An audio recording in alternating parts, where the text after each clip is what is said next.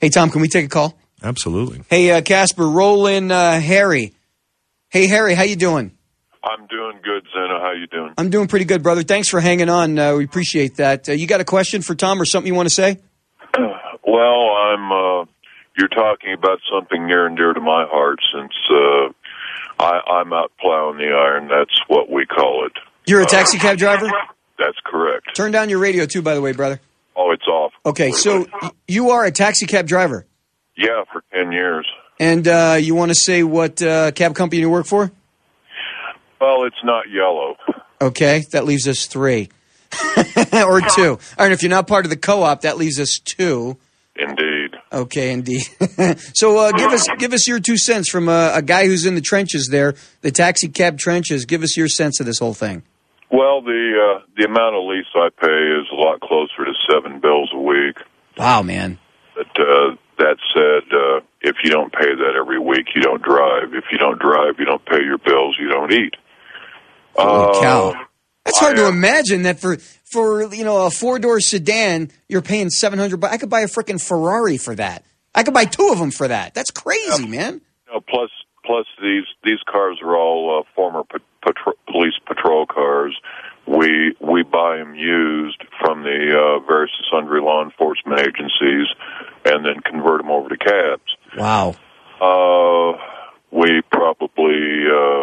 We probably spend anywhere from $2,500 to between $2,500 to $4,000 per vehicle to procure them, and then convert them to cab service. Well, it's not just the upfront cost, not just the capital cost, it's the upkeep, man. If you're paying 7 bills a week just to drive around and pick up nobody, I mean, that's got to hurt, man. What's that lifestyle like, brother? Well, you just hit it right on the head, Zinna. It's not a job. It is a lifestyle. I pump out 15 hours a day, 7 days a week. Right. Do the math. That's 105 hours a week, and there's times that I'm not making it. Hey, Tom, is this typical? Is Harry's story typical? Yeah, I mean, this is the story you hear on sitting in the car for those long hours, getting your back sore, developing kidney problems, hemorrhoids, all big the rest ass. that you get. And big Harry, do you got a big ass? Negative, and I'm sleek and felt.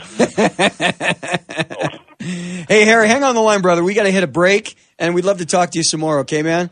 Right on. All right, Tom, you can hang around. You want to hang around, brother? I'd love to. Thank you. All right, you. we'll talk some more about this. If anybody else wants to call us up and either tell us a war story or ask a question about taxi cabs or this kind of business and talk to a couple of taxi pros, feel free to call us. 303-597-1015, 597-1015. I'm Zinna. This is Zinna. You can call me Zinna on KTNI 1015 The Truth, Denver's only FM talk station. Over. I'm Zinna. This is Zinna. You can call me Zinna on KTNI 1015 The Truth, Denver's only FM talk station. We're still here with Tom Russell. He's a DU law professor and a taxi cab driver rights warrior. We've also got a couple people on the line. Harry, are you still there?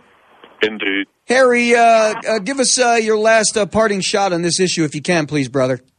Well, gosh darn it, Zinna. Most of the drivers I know are very fearful for their own positions with their individual companies. Okay, because the companies would retaliate against them for speaking out. Oh, absolutely. You guys got to realize none of us are employees. We're all independent contractors. So you can be cut loose at any time. Anytime for any reason. Man, that's BS.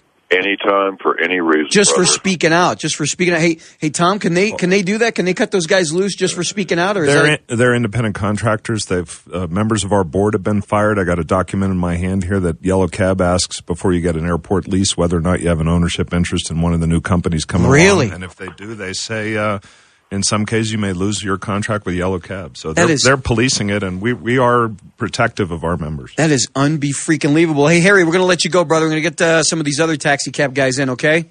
Okay, right on.